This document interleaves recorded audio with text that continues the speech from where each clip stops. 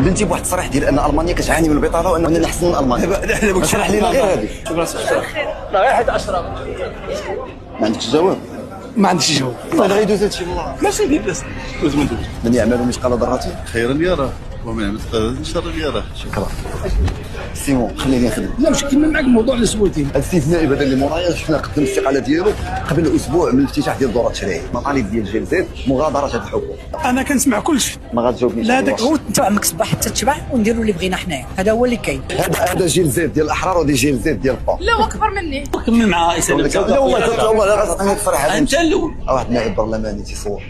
متابعي قناه تي في، مرحبا بكم في حلقه من داخل قبه البرلمان. من بعد الخطاب الملكي اللي سمعناه كاملين واللي كنا كنتظروا حنا كاملين كمغاربه، اليوم كان واضح وداك الشيء علاش غادي نسولوا مجموعه ديال البرلمانيين واش كان واضح بالنسبه لهم هما في تنزيل بعض المقتضيات اللي جات في الخطاب الملكي. هادشي اللي غادي نعرفوا داخل قبه البرلمان اليوم. مجموعه ديال البرلمانيين اغلبيه ومعارضه، وغادي